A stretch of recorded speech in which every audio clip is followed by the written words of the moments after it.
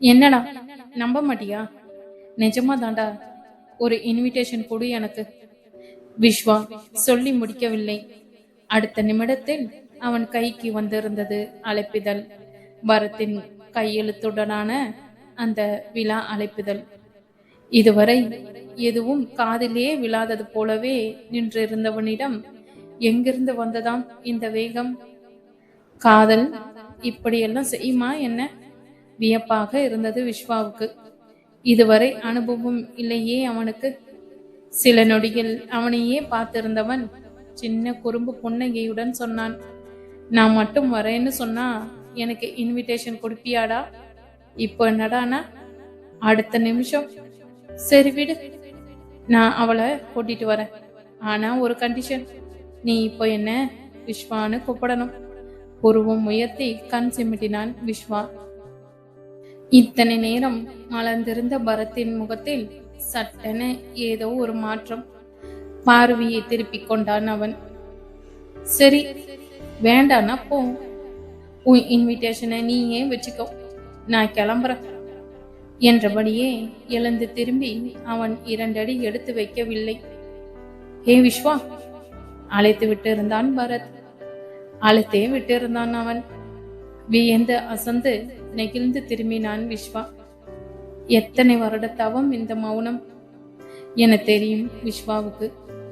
அதன் பின்னால் இருக்கும் நியாயமான காரணமும் தெரியும் தான். அவனை பேச வைக்க இவன் செய்த இத்தனை வருட முயற்சியில் எதுவுமே பலிக்காத நிலையில், எனக்கு சரியா கேட்கல, எங்க மறுபடியும் சொல்லு விஸ்வா என்றான் பரத் மறுபடியும் அழுத்தம் திருத்தமாக. அகமகிழ்ந்து போனான் விஸ்வா. மொத்தமாக வியப்பில் மூழ்கி இருந்தான் அவன். சற்று நேரம் முன்னால் அத்தனை திமிராக டிரைவரிடம் பணம் கொடுத்தவனா இவன்? ஒரே நிமிடத்தில் இப்படியா மாறிப்போனான்? அவனை இமைக்க மறந்து பார்த்தபடியே கேட்டான் விஸ்வா. உனக்கு அபர்ணாவை இவ்வளவு பிடிக்குமாடா? குரல் நெகிழ்ந்து கடந்தது விஸ்வாவுக்கு. சின்ன புன்னகையுடன் கூடிய அவனது தலை அசைப்பே விஸ்வாவுக்கு பதிலானது. அவ என்னோட மாமா பொண்ணு தாண்டா என்றான் விஸ்வா. ஒரு முறை சட்டென உயர்ந்து தாழ்ந்தன பரத்தின் புருவங்கள். கூட்டிட்டு வரேன்டா, கண்டிப்பா கூட்டிட்டு வரேன். இப்போ டைம் ஆச்சு, கிளம்புறேன்.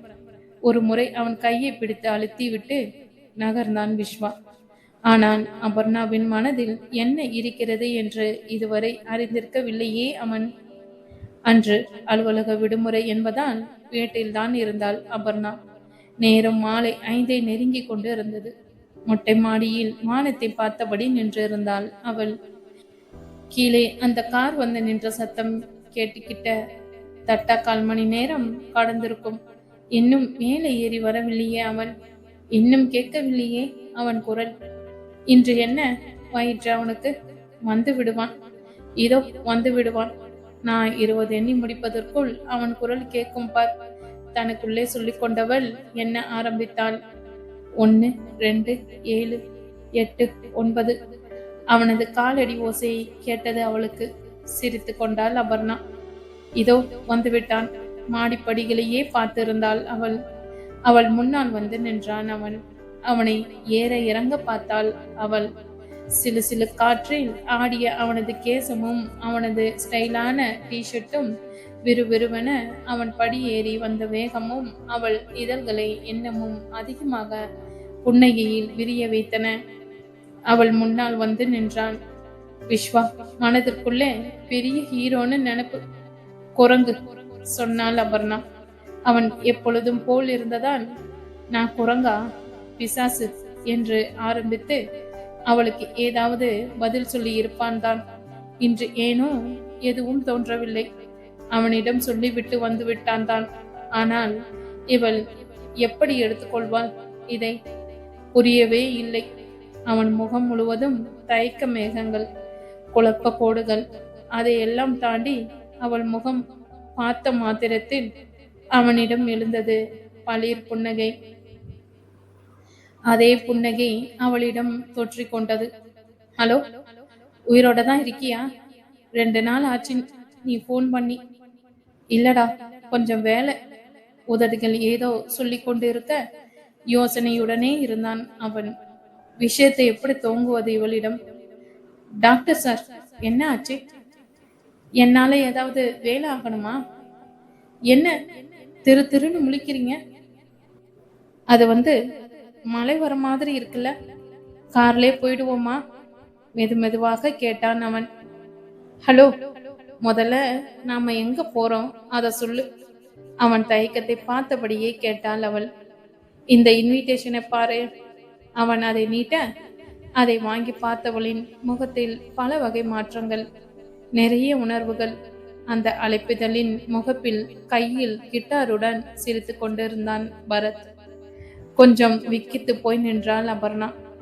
தீர்த்த கரையினிலே தெற்கு மூலையில் செண்பக தோட்டத்திலே பார்த்திருந்தால் வருவேன் வெண்ணிலவிலே. பாக்கியோடென்று சொன்னாய், வார்த்தை தவறி விட்டாய் அடி கண்ணம்மா, மார்பு துடிக்குதடி. அந்த பாடல் காதில் ஒலிப்பது போலே ஒரு உணர்வு அபர்ணாவுக்கு. அந்த அழைப்பிதழை படித்து முடித்த அபர்ணா அவளிடத்தில் முழுதாக ஒரு நிமிடம் அசைவில்லை தான். பழைய நினைவுகளுக்குள் பயணித்து திரும்பி இருக்க வேண்டும் அவள். எதிரில் நிற்பவர்களின் உடல் மொழிகள், மனமொழிகள் என எல்லாவற்றையும் சேர்த்து படிக்க தெரிந்தவனே நல்ல மருத்துவன் அல்லவா? 2 கைகளையும் மார்பு கூர்க்காக கட்டியபடியே அவள் என்ன ஓட்டங்களை படித்து கொண்டிருந்தான் நம் டாக்டர். பரத்தின் நண்பன் சொன்னது எல்லாம் உண்மைதான் என அவள் முகபாவங்களை பார்க்கும்போது புரிந்தது விஸ்வாவுக்கு. தனது தோழிகள் மூலம் கேள்விப்பட்டு இருக்கிறாள் அவள். அவன் சினிமாவில் பாட துவங்கி இருக்கிறான் என. அவனது பாடல்களை கேட்டிருக்கிறாளா? கேட்டிருக்க கூடும். அவளுக்கே தெரியவில்லை அது அவன் குரல்தான் என. தெரிந்து கொள்ளும் அளவுக்கு அவள் அவற்றின் கவனம் செலுத்தியதில்லைதான். பல வருடங்களுக்கு பிறகு இப்பொழுதுதான் அவன் புகைப்படத்தையே பார்க்கிறாள் அபர்ணா. என்ன, ஒரு 7-8 வருடங்கள் இருக்குமா? விஸ்வாவின் மெலிதான தொண்டை செருமல் அவளை தரையிறக்கியது. சோ என்றான் அவன். அவள் சட்டென நிமிர, கிளம்பலாமா? நான் எதுக்கு விஸ்வா? அவள் குரலில் பரவி இருந்த தடுமாற்றத்தை அவன் உணராமல் இல்லை. அவள் கண்களை நேராக பார்த்து, நியாயம்னு ஒண்ணு இருக்கு என்றான் நிதானமாக. அதே நேரத்தில் வானத்திலிருந்து கேட்டது இடி சத்தம். கொஞ்சம் திடுக்கிட்டு தான் நிமிர்ந்தாள் அவள். அவன் சொல்வதை அந்த இடி சத்தம் ஆமோதிப்பதை போல தோன்றியது. நியாயம்னு ஒண்ணு இருக்கும். மெல்ல நிமிர்ந்து வானத்தை பார்த்து கொண்டாள் அவள். இடியும் மழையும் அவளது வாழ்வின் சில நிகழ்வுகளுக்கு எப்பொழுதும் சாட்சியாகவே இருந்திருக்கின்றன. திடீரென ஏதோ தோன்ற திடுக்கென விஸ்வாவின் முகம் பார்த்து கேட்டாள் அபர்ணா. இவர் உனக்கு எப்படி தெரியும் விஸ்வா? எத்தனை வருஷமா தெரியும்? எத்தனை வருஷமாவா? சின்ன சிரிப்பு. ரொம்ப அவனிடத்தில் ரொம்ப வருஷமா? உனக்கு ரொம்ப க்ளோஸ் ஃப்ரெண்டா விஸ்வா? ஃப்ரெண்டு? அப்படியும் சொல்ல முடியாது. அதுக்கும் மேல. அப்போ உனக்கு சொந்தமா? எனக்கு தெரியாம எப்படி? சொந்தமா? அதுதான் இல்லையே. ஏதாவது ஒரு வகையில அவன் எனக்கு சொந்தக்காரனா, ரத்த பந்தமா இருந்திருக்க கூடாதான்னு நான் தினமும் வருத்தப்பட்டுக்கிட்டு இருக்கேன். அப்போ விஸ்வாவின் குரலில் நிறையவே ஆதங்கம். அவனுக்கு பரத்தின் மீது இருக்கும் பாசம் நன்றாகவே புரிந்தது அவளுக்கு. அவருக்கு சொந்தம்னு சொல்லிக்க யாரும் கிடையாது, தெரியும் எனக்கு என்றாள். என்ன விஸ்வா இப்படி குழப்புற? யோசனையுடன் சொன்னவளின் மனதிற்குள் சட்டென ஏதோ ஒரு மின்னல் வெட்ட, விஸ்வா என்றாள் கொஞ்சம் திகைப்பு கலந்த குரலில். எனக்கு இப்பதான் புரியுது. அவளுக்கு என்ன புரிந்திருக்கும் என அறிந்தவனாக ஆமோதிப்பதாக தலையசைத்தான். அவருக்காக தான் நீ இத்தனை நாளா? எஸ். அவன் சொல்ல சட்டென பேச்சிழந்து போனாள் அபர்ணா. சுருக்கமா சொல்லணும்னா, அவன் வாழ்க்கையில பல விஷயங்களை இழந்ததுக்கு நானும் ஒரு வகையில காரணம். சற்றே தலைந்த குரலில் சொன்னான் விஸ்வா. பல 100 எண்ண ஓட்டங்கள் அவளுக்குள்ளே. அதனோடு சேர்த்து அவளுடன் பரத் பேசிய பழகிய அந்த ஒரு சில நாட்களின் நினைவுகள். கிட்டத்தட்ட 8 வருடங்களுக்கு முன் அவனை அவள் கடைசியாக பார்த்தபோது அவன் சொன்ன வார்த்தைகள் அவள் நினைவுக்கு வந்தன. அப்பொழுது மழையும் இடியும் அவர்களுடன் இருந்தன. ப்ளீஸ் ப்ளீஸ் ப்ளீஸ், தயவு செஞ்சு அழாத. என்னால உன் கண்ணுல தண்ணிய பார்க்க முடியாது. ப்ளீஸ். அவள் விரல்கள் கண்ணீரை துடைத்து கொண்டன. ஒரு நிம்மதியான சுவாசம் அவனிடம். இப்ப இல்ல, வாழ்க்கையில எப்பவுமே நான் உனக்கு என்ன செய்யறேனோ இல்லையோ உன் கண்ணுல தண்ணி மட்டும் வரவிட மாட்டேன் கண்ணம்மா என்றாள். அந்த கண்ணம்மா என்ற வார்த்தை பிடிக்காமல். அந்த வார்த்தை என்ன? அவனையே பிடித்ததில்லை அப்பொழுதெல்லாம். சரி, கண்ணம்மா சொல்லல, இப்ப சொல்லு. சில வருஷம் கழிச்சு ஒரு நாள் நான் சொன்ன மாதிரி ஒரு சூழ்நிலை உனக்கு வந்துட்டா நீ என்ன செய்வ கேட்டான் பரத். பதில் சொல்லு. அப்படி ஒரு சூழ்நிலை உனக்கு வந்துட்டா சில நொடிகள் யோசித்து நிமிர்ந்து அவன் முகம் பார்த்து தெளிவாக சொன்னான். அப்படி ஒரு சூழ்நிலை வந்தா அப்போ என் மனசாட்சி என்ன சொல்லுதோ அதை கேட்டு நடந்துப்பேன். இப்போ இவ்வளவுதான் சொல்ல முடியும். அழகாய் சிரித்தான் அவன். சோ, மேடம் எதுவும் கமிட் பண்ணிக்க மாட்டாங்க அப்படித்தானே? சரி, அதையும் பார்ப்போம். இப்போ நீ போகலாம். பழைய நினைவுகளில் இப்பொழுது ஒரு பெருமூச்சு அபர்ணாவிடம். என்ன சைலண்ட் ஆயிட்டா பூ? நினைவுகளில் ஆழ்ந்து இருந்தவளை கலைத்து கேட்டான் விஸ்வா. இல்ல, ஒண்ணுமில்ல. சில நொடிகள் கழித்து அப்போ என்றான் மெல்ல. அவனை தப்பா நினைக்காத. உன்னை பத்தி அவன் என்கிட்ட எதுவுமே சொல்லல. சொல்லப்போனா அவன் என்கிட்ட பேசியே பல வருஷம் ஆச்சு. நீ என் மாமா பொண்ணுன்னு கூட இன்னைக்குதான் அவனுக்கு தெரியும். உங்க 2 பேருக்குள்ள நடந்தது எல்லாம் அவனோட ஒரு ஃப்ரெண்டு சொன்னான். இல்ல, நான் அதெல்லாம் யோசிக்கல. நீ சொல்றது கரெக்டு தான். நியாயம்னு ஒண்ணு இருக்கு. அவள் குரல் தலைத்து வெளியே வந்தது. வாழ்க்கையில கீழே விழுந்தவன் எப்படியோ தடுமாறி எழுந்து இன்னைக்கு இவ்வளவு பெரிய சிங்கர் ஆகி இருக்கான். அதுக்கு மேல 2 செயின் ஆஃப் ரெஸ்டாரண்ட்ஸ் இப்போ அவனுக்கு சொந்தம். இந்தியா ஃபுல்லா பிரான்ச்சஸ். இந்த 7-8 வருஷத்துல எப்படியோ தட்டு தடுமாறி இவ்வளவு தூரம் வந்திருக்கான். விஸ்வா சொல்ல, எனக்கு நிஜமாவே ரொம்ப சந்தோஷமா இருக்கு விஸ்வா என்றாள் அபர்ணா. இது எல்லாத்தையும் விட நீ ஃபங்க்ஷன் வந்தா அவன் ரொம்ப ரொம்ப சந்தோஷப்படுவான். ப்ளீஸ் வா அப்போ. ஒரு முடிவுக்கு வந்தவளாக தலையசைத்தாள். சரி, ரெடி ஆயிட்டு வர. அவள் கீழே செல்ல அதே நேரத்தில் அங்கே விழாவுக்காக பிரத்யேகமாக தயாரிக்கப்பட்டிருந்த கோட் ஷூட் உடையுடன் தயாராகி அறையை விட்டு கிளம்ப எத்தனைத்தான் பரத். அப்பொழுது அவனது கைபேசியில் ஒரு வாட்ஸ்அப் செய்தி. அனுப்பியது அவனது எருமை மாடுதான். என்ன சார், ரெடி ஆகிட்டீங்களா? இன்னொரு தடவை கண்ணாடி பார்த்து மேக்கப் டச்சப் எல்லாம் பண்ணிக்கோங்க. பார்க்க சும்மா ஹீரோ மாதிரி இருக்கணும். வேற வேலை இல்லை இவனுக்கு. முணுமுணுத்தபடியே இவன் 2 அடி வைப்பதற்குள் அடுத்த செய்தி. இவனுக்கு வேற வேலையே இல்லைன்னு தானே நினைக்கிறீங்க? எனக்கு என்னப்பா, நான் என் கூட அபர்ணான்னு ஒரு பொண்ணை கூட்டிட்டு வர போறேன். அதுக்கு தான் சொன்னேன். திக்கு முக்காடி போனான் பரத். வருகிறாளா? நிஜமாவே வருகிறாளா? வர சம்மதித்து விட்டாளா? நம்பவே முடியவில்லை அவனால். துள்ளலுடன் கண்ணாடியை நோக்கி மறுபடியும் ஓடினான் பரத். தனது அறையின் கதவை சாத்திக் கொண்டாள் அபர்ணா. அவள் மனம் நேராக சென்று நின்றது அவனிடம். நேற்று ரயிலில் வரும்போது அவளுடன் தொலைபேசியில் பேசியவன் அவன் அருண். அவனிடம் எல்லாவற்றையும் சொல்லிவிட வேண்டும், சொல்லிவிட்டே கிளம்ப வேண்டும். தவித்தது அவள் உள்ளம். கைபேசியில் அவனது எண்ணை அழுத்தினாள் அபர்ணா. அது நமக்கு அருகிலேயே இருப்பதனாலேயோ என்னவோ நம் கைக்கு அருகில் இருக்கும் பொருளின் மதிப்பு நமக்கு பல நேரங்களில் புரிவதில்லை. அங்கே ஒருவன் அபர்ணாவின் வருகைக்காக தவம் இருக்க, இங்கே அவளது எண்ணை பார்த்துவிட்டு அழைப்பை துண்டித்தான் அருண். கட். அவள் மறுபடியும் அழைக்க, மறுபடியும் கட். அடுத்த நிமிடம் நண்பர்களுடன் இருக்கிறேன், பிறகு அழைக்கிறேன் என்ற ஒரு குறுஞ்செய்தி அவள் கைபேசிக்கு வந்து சேர்ந்தது. பொதுவாக நண்பர்களுடன் இருக்கும்போது அவன் அவளுடன் பேசுவதில்லை. அது அவளுக்கும் தெரியும். அந்த மாதிரி நேரங்களில் அவளும் அவனை தொந்தரவு செய்வதில்லை. ஆனால் இன்று அவளது மனம் நிலை கொள்ளவில்லை.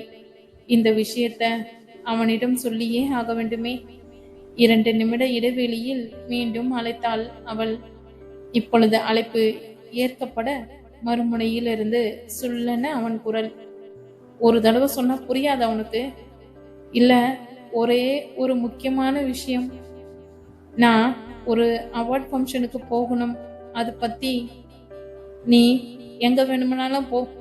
இப்ப நான் ஃப்ரெண்ட்ஸோட இருக்கேன். உன்னோட கொஞ்சம் முடியாது. துண்டித்து விட்டான் அழைப்பை. சில நிமிடங்கள் அப்படியே அமர்ந்து விட்டாள் அவள். அவன் அப்படித்தான். தான் நினைத்தபடி நடக்காவிட்டால் இப்படிதான் சுள்ளென பாய்வான். கோபம், மூக்கின் நுனியில் கோபம். இந்த கோபத்தினாலே நான் ஏதோ பெருசா இழக்க போறேனோன்னு தோணுது அமரனா. அவனே சொல்லி இருக்கிறான் பல முறை. இல்ல, அவன் அப்படி எதையும் இழந்து விடக்கூடாது. தவித்தது பெண்மனம். கெட்டவன் இல்லை அவன், சராசரி ஆண்மகன் என தோன்றியது அவளுக்கு. இதுதான் யதார்த்தமோ? பொதுவாக ஆண்களின் இந்த முகம் திருமணத்திற்கு பின் தான் வெளிப்படும். ஆனால் இவன் இப்போதே வெளிப்படுத்துகிறான். போடித்தனம் இல்லை இவனிடத்தில். எனக்கு நம்பிக்கை இருக்கிறது. எந்த நிலையிலும் அருண் என்னை விட்டு கொடுக்க மாட்டான். தன்னை சமாதானப்படுத்திக் கொண்டு கிளம்ப முற்பட்டாள் அபர்ணா. என்ன உடுத்துவதாம்? ஹே, சரியான பட்டிக்காடு மாதிரி எப்ப பாரு புடவை. அருண் வார்த்தைகளே மறுபடியும் நினைவில். மறுபடியும் அமர்ந்தாள் அவள். சில நொடி யோசனையில் அவளிடம் இடம் வளமாக தலை அசைத்துக் கொண்டாள். இந்த விழாவுக்கு புடவையை தவிர வேற எந்த உடை அணிவதும் சரியாக இருக்காது என்றே தோன்றியது. அதிக பகட்டில்லாத அந்த கரும்பச்சை புடவையில் அளவான நகைகளுடன் தனது வழக்கமான அலங்காரத்தில் அவள் தயாராகி அவள் வெளியே வர, விஸ்வா சோஃபாவில் அமர்ந்திருக்க, சமையலறையில் இருந்து வெளியே வந்தார் அவளுடைய அம்மா. அப்பாவும் அவளது அண்ணனும் விஸ்வாவிடம் அதிக பேசிவிடவில்லைதான். குடும்பத்தில் அவன் மீது எல்லோருக்கும் கொஞ்சம் வருத்தம் உண்டு. அவன் செய்து கொண்டிருக்கும் செயல்களால் தான் எல்லாம். அபர்ணாவுக்கும் அவளது அம்மாவுக்கும் அவனது செயல்களில் இருக்கும் நியாயம் ஓரளவுக்கு புரியும். மகளை பார்த்தவுடன் அம்மாவின் இதழ்களில் புன்னகை. அம்மா கொடுத்த முல்லை சரத்தை சூடிக்கொண்டு கிளம்பினாள் அபர்ணா. விழா அரங்கத்தை நெருங்கியது. விஸ்வாவின் கார். அந்த தெரு முழுக்க பல கார்கள். பாதுகாப்பு ஏற்பாடுகள். இந்த மாதிரி விழாக்களுக்கு வருவது இருவருக்கும் இதுவே முதல் முறை. பரத்தின் கையெழுத்துடனான அந்த அழைப்பிதழ் அந்த பாதுகாப்பு ஏற்பாடுகளை தாண்டி இருவரும் உள்ளே செல்ல உதவியது. பிரம்மாண்டமான அந்த அரங்கம், அலங்காரங்கள், வந்திருந்த விஐபிக்கள் என அனைத்தையும் பிரமிப்புடன் பார்த்தபடி இருவரும் நடக்க, அதற்குள் அவர்கள் வந்த செய்தி அரங்கத்தினுள் இருந்த மரத்தை எட்டி இருக்க, இவர்கள் அரங்கத்துள் நுழைய எத்தனித்த அந்த நொடியில் அவர்களை நோக்கி கிட்டத்தட்ட ஓடி வந்தான் பரத். வந்து நின்றான் அவர்கள் முன்னால். அவன் கையில் ஒரு பூங்கொத்து. சில நொடிகள் அவன் இமைகள் கூட தட்டவில்லை. ஏதோ பல வருடங்கள் காணாமல் போயிருந்த அவனது பொக்கிஷம் மறுபடியும் அவன் கை சேர்ந்தது போல் பார்த்திருந்தான் அவளை. இதழ்களில் ஓடிய குளிர் புன்னகையுடன் அவன் எடுத்துக்கொண்ட ஆழமான சுவாசம் அவன் மனநிலையை நன்றாக உணர்த்தியது அவளுக்கு. முன்பிருந்ததை விட நடை, உடை, பாவனங்களில் அவனிடம் நிறையவே கம்பீரமும், பார்வையில் நிறையவே முதிர்ச்சியும் வந்திருப்பதைப் போலவே தோன்றியது அவளுக்கு. அவளிடமும் ஒரு தீர்க்கமான சுவாசம், அழகாய் நட்பாய் ஒரு புன்னகை நிறைந்து போனது பரத்தின் உள்ளம். கண்ணம்மா, அழைக்க துடித்த உதடுகளை கட்டுப்படுத்தி கொண்டு புன்னகையுடன் பூங்கொத்தை அவளிடம் நீட்டினான் பரத். வெல்கம் அபர்ணா, நீ வந்தது எனக்கு எனக்கு ரொம்ப ரொம்ப சந்தோஷம். சொல்லிவிட்டு திரும்பிய பரத்தின் கண்கள் விஸ்வாவை நன்றியுடன் ஊடுருவ மறக்கவில்லை. அடப்பாவி, அடப்பாவி டேய், எத்தனை எத்தனை பொக்க உனக்கு நான் அனுப்பியிருப்பேன். உனக்கு தோணுச்சாடா அவளுக்கு மட்டும் எனக்கு இதே மாதிரி ஒண்ணு வாங்கணும்னு? விஸ்வா புலம்ப, வெல்கம் அபர்ணா. பொங்கிய சிரிப்பை கஷ்டப்பட்டு கட்டுப்படுத்தி கொண்டான் பரத். விஸ்வா இப்படிதான் புலம்புவான் என்று தெரிந்ததே தான் ஒரு பூங்கொத்துடன் வந்தான் அவன். அவனை சீண்டி பார்ப்பதில் இப்போதெல்லாம் ஒரு தனி சந்தோஷம் பரத்துக்கு. மூவரும் நடக்க திடீரென டேய் கத்தினான் விஸ்வா. டேய் நயன்தாராடா, டேய் பரத், என்ன அவங்களுக்கு அறிமுகப்படுத்துவேடா, நான் அவங்க பக்கத்துல உட்காந்துக்கிறேன். சட்டென நின்ற பரத் திரும்பி அவனை முறைப்புடன் பார்க்க, ஏண்டா முறைக்கிற? உன்னை அவங்களுக்கு தெரியாதுன்னா அதை சொல்லு. ஏதோ 4-5 பாட்டு பாடி லக்ல அவார்டு வாங்கிட்ட.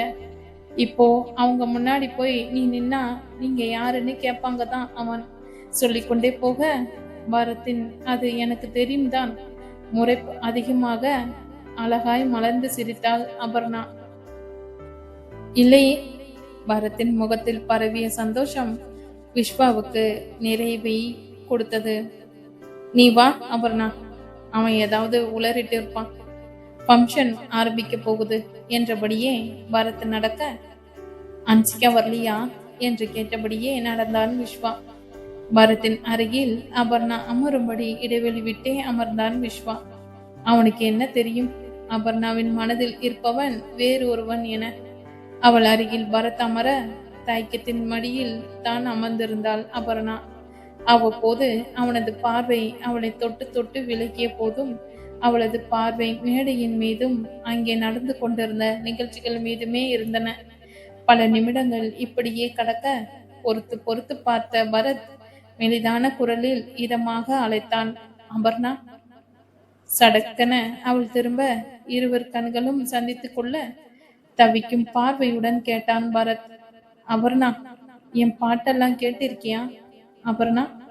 ஏக்கத்தில் மூழ்கி கிடந்த அவனது குரல் அவளை என்னவோ செய்தது. என்னவென்று சொல்வாளாம் அவனிடம்? நிறைய பாடல்கள் கேட்பாள்தான். அதில் அவனுடையது எது என தெரியவில்லையே. முன்பொரு மட்டுமே அவளது நினைவலைகளில் இருக்கிறது. முறை அவன் பாடி கேட்ட தீர்த்த கரையினிலே எதையாவது சொல்லி அவன் மனம் உடைக்க தோன்றவில்லை. சின்ன புன்னகையுடன் ஆமோதிப்பதாக தலையசைத்தாள் அவள். பிடிக்குமா உனக்கு? சட்டென அடுத்த கேள்வி. அவளது ஆம் என்ற பதிலை எதிர்பார்த்தவனிடத்தில் இன்னமும் அதிகமான தவிப்பு. அவன் கண்களில் அவள் மீது இருந்த நேசத்தை தவிர வேறெதுவும் இல்லை. சின்ன புன்னகையுடன் ஆம் என தலையசைக்க மலர்ந்து போனது அவன் முகம். அடுத்ததாக சிறந்த பாடகர்களுக்கான விருது என்ற அறிவிப்பு மேடையில் வர இவர்கள் கவனம் அந்த பக்கம் திரும்பியது. இவனது பெயர் அறிவிக்கப்பட மேடையில் விருந்தை கொடுப்பதற்காக ஒரு இசையமைப்பாளர் நின்றிருக்க, பின்னணி இசையாக அவன் பாடிய பாடல் ஒலித்து கொண்டிருக்க, அழகான புன்னகையுடன் விறுவிறுவென மேடை ஏறினான் பரத். அரங்கம் நிறைந்த கரகோஷங்களுடன் அவன் விருதை பெற்று கொண்ட போதிலும் அவனது பார்வை அபர்ணாவிடமே இருந்தது.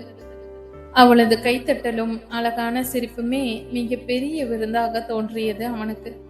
அடுத்து மைக் அவனிடம் தரப்பட தன்னை திரையுலகத்திற்கு அறிமுகப்படுத்திய இசையமைப்பாளர்களுக்கு நன்றி சொன்னவன், நான் ஸ்பெஷலா இன்னும் ஒருத்தருக்கு தேங்க்ஸ் சொல்லணும்.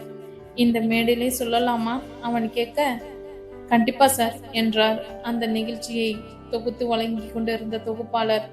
அதே நேரத்தில் அவளது வீட்டில் நேரடி ஒளிபரப்பில் இந்த காட்சிகளை பார்த்து கொண்டிருந்தனர் அவளது அப்பாவும் அம்மாவும். பரத்தின் முகத்தை பார்த்தவுடனே நிறையவே குழப்பம் அவளது அம்மாவின் மனதில். சில நிமிட யோசனைக்கு பிறகு தெளிவானது அவரது குழப்பம். அவன் யாரென அடையாளம் தெரிந்திருந்தது அவருக்கு. ஆனாலும் அவர் யாரிடமும் சொல்லிக் கொள்ளவில்லை இந்த விஷயத்தை. இங்கே மைக்கில் தொடர்ந்தான் பரத். வாழ்க்கையில நாம மேலே ஏறணும்னா நமக்கு ஒரு பிடிப்பு வேணும். ஒரு மாடி மேலே ஏறணும்னா கூட ஒரு ஏணியோ படிகளோ வேணுமில்லையா? அது மாதிரி எனக்கு ஒரு பிடிப்பு. ஒரு பெண் சில வருஷங்களுக்கு முன்னாடி வரைக்கும், அதாவது அவங்க என் வாழ்க்கையில வர வரைக்கும் எனக்கு இந்த உலகமே பிடிக்காது, ஏன் என்னையே பிடிக்காது. அப்படி இருந்தனா இன்னைக்கு நான் இவ்வளவு வளர்ந்து உங்க முன்னாடி நிக்கிறேன்னா அதுக்கு காரணம் அவங்கதான். அவர்கள் இருவரும் அருகருகே அமர்ந்திருப்பதை எல்லோரும் கவனித்திருப்பார்களோ, அது எப்படியோ சொல்லி வைத்தாற்போல் அத்தனை கேமராக்களும் நேராக அபர்ணாவின் பக்கமே திரும்பின. படபடப்பின் உச்சிக்கு சென்று விட்டு இருந்தால் அவள். அவங்க இங்க இருக்காங்களா சார்? தொகுப்பாளர் கேட்க, தவிப்பின் எல்லையில் அமர்ந்திருந்தவளை ஒரு முறை பார்த்துவிட்டு நிதானமான குரலில் சொன்னான் அவன். இல்ல, அவங்க இங்க இல்ல. ஆனா எப்பவும் என் மனசுல இருக்காங்க. கேமராக்கள் மறுபடியும் அவனை நோக்கி செல்ல அவளிடம் நிறையவே நிம்மதி. ஆனால் டிவியை பார்த்திருந்த அவளது அம்மாவின் மனதில் மட்டும் ஏதோ ஒரு உறுத்தல். இன்னைக்கு நான் இந்த நிலையில இருக்கிறதுக்கு காரணம் அவங்க மட்டுமே. Thanks so much my dear Kannamma. அழுத்தம் திருத்தமாக பரத் மைக்கில் சொல்ல கண்களை இறுக மூடிக்கொண்டு அமர்ந்திருந்தாள் அபர்ணா. விஸ்வா அவளை வியப்புடன் பார்த்திருந்தான். பேசி முடித்துவிட்டு எல்லோருக்கும் நன்றி சொல்லிவிட்டு மேடையில் இருந்து அவன் இறங்க எத்தனிக்க, சார் அது எப்படி சார்? அது நீங்க பாடாம எல்லாம் எஸ்கேப் ஆக முடியாது. தொகுப்பாளர் பிடித்து கொண்டார் அவனை. சான்ஸே இல்ல, இன்னைக்கு நான் ரொம்ப எக்ஸைட்டா இருக்கேன். இன்னைக்கு என்னால பாட முடியாது, ப்ளீஸ். அதெல்லாம் முடியும் சார். ஏதாவது ஒரு பாட்டு, 4 வரி, இல்லனா உங்க அவார்டை நாங்க பிடுங்கிடுவோம். தொகுப்பாளர் சொல்ல, மை காட் என்று அழகாக சிரித்தவன் ஒரு ஆழமான சுவாசம் எடுத்துக்கொள்ள அரங்கத்தில் அப்படி ஒரு மௌனம். உடல் நடுங்கி மேனி கொதிக்குதடி, தலை சுற்றியே. அவன் குரல் மைக்கில் கணீரென ஒலிக்குவது போல் ஒரு உணர்வில் கண்களை திறக்காமல் அமர்ந்திருந்தாள் அபர்ணா. நான் ஒருவன் மட்டிலும் பிரிவென்பதோர் நரக துழல்வதோ? அவன் உருகி முடிக்க தளர்ந்து போனவளாய் மெல்ல கண் திறந்தாள் அபர்ணா. அவள் மனம் கெஞ்சியது அவனிடம், வேண்டாமே பரத், என் மீது இத்தனை நேசம் வேண்டாமே. கடைசியில் உனக்கு ஏமாற்றம் மட்டுமே மிஞ்சும். சில நிமிடங்கள் கடந்து நிகழ்ச்சி நிறைவுக்கு வந்திருக்க அங்கிருந்து கிளம்பி ஓடிவிடும் தவிப்பிலேயே இருந்தாள் அபர்ணா. பரத்தின் பார்வையை சந்திப்பதை கூட தவிர்த்தபடியே இருந்தாள் அவள். அதை அவனும் உணராமல் இல்லை. கிளம்பலாமா விஸ்வா என்றாள் அவள் மெதுவாக. விஸ்வா பதில் பேசுவதற்கு முன்னதாக அவசரமாக பதில் வந்தது பரத்திடமிருந்து. ஏன் ஏன் ஏன் அதுக்குள்ள நைட் டின்னர் அரேஞ்ச் பண்ணிருக்காங்க, சாப்பிட்டு போலாமே. ஹை, சாப்பாடா? சொல்லவே இல்லை. வா வா போலாம். இது விஸ்வா. தனக்கு நெற்றிக்கண் இல்லையே என்று இருந்தது அபர்ணாவுக்கு. இருந்திருந்தால் விஸ்வாவை அங்கேயே அவளது முறைப்பை அவன் கவனித்ததாகவே தெரியவில்லை. விஸ்வா முன்னால் நடக்க அபர்ணா நகராமல் அங்கேயே நிற்க, பிளீஸ் அபர்ணா. அவள் அருகில் வந்து நின்று அழைத்த பரத்தின் குரல் இலகி கிடந்தது. மறுக்க இயலாதவளாக நடந்தாள் அவள். அந்த பெரிய அரங்கத்தின் தோட்டத்தில் விருந்து. வந்திருந்தவர்கள் எல்லாம் ஊரில் இருக்கும் பெரிய புள்ளிகள். அவ்வப்போது சிலர் வந்து பரத்தை வாழ்த்தியபடி இருக்க, இந்த விஸ்வா வேண்டுமென்றே செய்கிறானா, தெரியாமல் செய்கிறானா? புரியவே இல்லை அபர்ணாவுக்கு. அவன் இவள் கண்களுக்கே தட்டுப்படவில்லை. எப்படி சிக்கினார்களோ? அந்த விழாவுக்கு வந்திருந்த 1-2 டாக்டர்களை பிடித்து கொண்டு சாப்பிட்டபடியே அவர்களுடன் அரட்டை அடிக்க ஆரம்பித்திருந்தான் விஸ்வா. கண்கள் விஸ்வாவையே தேடிக்கொண்டிருக்க, உணவு தொண்டைக்குள் இறங்க மறுக்க, சாப்பிடுமா. அருகில் ஒலித்த பரத்தின் குரல் ஒரு நொடி குலுங்கி ஓய்ந்தாள் அவள். சாப்பிடுறேன். என்ன சாப்பிடுறேன்னு தட்டுல ஒண்ணுமே இல்லை, இப்படி வா. அவன் அழைப்பில் அன்பை தவிர வேற எதுவுமே இல்லை. பதில் மொழி இயலவில்லை. மூச்சு முட்டியது அபர்ணாவுக்கு. ஜாமுன்களில் ஒன்றை எடுத்து அவள் தட்டில் வைத்து, முதல்ல ஸ்வீட் சாப்பிடு. அங்கிருந்தான் பரத். கொதிமணலில் நிற்பதை போன்றதொரு உணர்வு அவளுக்குள்ளே. தவித்து தளர்ந்து ஒரு முடிவுக்கு வந்தவளாக, ப்ளீஸ் பரத், இது இதெல்லாம் வேண்டாம். ஏண்டா, ஸ்வீட் பிடிக்காதா? அது இல்ல, வேற. அது நான் எனக்கு வேற ஒருத்தர். அருண் திணறி திக்கி தடுமாறி முடித்தாள். அவன் அதந்து போனவனென நினைத்து அவள் மெல்ல மெல்ல விழி நிமிர்த்த தனது தட்டிலிருந்து ஒரு ஸ்பூன் உணவை வாயில் போட்டபடியே படு நிதானமாக கேட்டான் பரத். சோ? கொஞ்சம் விக்கித்து போய் நிமிர்ந்தாள் அவள். நான் சொல்றது உங்களுக்கு புரியலையா? நான் கல்யாணம் ஆயிடுச்சா? அவள் முடிக்க முன்னே இடைமறித்தான். பதில் சொல்லு, கல்யாணம் ஆயிடுச்சா? மெல்ல தாழ்ந்தன அவள் விழிகள். சோ, அது வரைக்கும் உன்னை லவ் பண்றதுக்கு எனக்கும் முழு உரிமை இருக்கு அபர்ணா. நான் ஒன்னும் தேர்ட் ரேட் வில்லன் இல்ல. அப்படி ஒரு வேளை உன் கழுத்துல அவர் தாலி கட்டுனா வை. அதுக்கப்புறம் சொல்லிக்கொண்டே இருந்தவன் ஏனோ அந்த காட்சியை கற்பனையில் பார்த்ததை போல் அப்படியே மௌனமானான். பின்னர் சட்டென தன்னிலை பெற்றவன், அதுக்கப்புறம் நான் இந்த நாட்டிலேயே இருக்க மாட்டேன், இது சத்தியம் என்றான் உறுதியாக. விழிகளை கூட நிமிர்த்தவில்லை பெண். ஆனா அது வரைக்கும் எது வேணுனாலும் எப்படி வேணுனாலும் இல்லையா அபர்ணா? நடக்கலாம். ஒருவேளை நம்ம 2 பேருக்கும் முடிச்சு போட்டிருந்தா மாறலாம். விருட்டென நிமிர்ந்தவளின் முகம் அப்படியே வாடி சுருங்கி போனது. பேசாமல் விலகி நகர்ந்து அங்கே காலியாக இருந்த ஒரு மேசையில் சென்று அமர்ந்து கொண்டாள் அவள். பார்வையை வேறு பக்கம் திருப்பிக் கொண்டான் அவன். நான் எதற்காக என் கண்ணம்மாவை விட்டு கொடுக்க வேண்டும்? மாட்டேன், நிச்சயமாக மாட்டேன். உள்ளுக்குள் மருகி கொண்டான். சில நொடிகள், ஆனால் அரை நிமிடத்தில் அவன் பார்வை தன்னாலே அவள் புறமாக திரும்பியது. ஒருவேளை அழுகிறாளோ? அந்த எண்ணம் வந்த 3ஆம் நொடி அவள் அருகில் சென்று அமர்ந்திருந்தான் அவன். அவசரமாக அவள் முகம் ஆராய்ந்த கண்களில் அவள் அளவில்லை என்று புரிந்த பிறகே நிம்மதி ரேகைகள். சில நொடிகளுக்கு மேல் பேசாமலும் இருக்க முடியவில்லை அவனால். ஏன் ஏன் இப்படி டல்லா உட்கார்ந்துகிட்ட? கெஞ்சலில் மொத்த வடிவமாக இருந்தது குரல். உயிர் தொட்டதோ அவன் குரல். அவள் விழியோரத்தில் கொஞ்சம் ஈரம் படர, ப்ளீஸ் அபர்ணா, நீ இப்படி டல்லானா எனக்கு ரொம்ப கஷ்டமா இருக்கு. என் சைட்ல இருந்து கொஞ்சம் யோசிச்சு பாரு.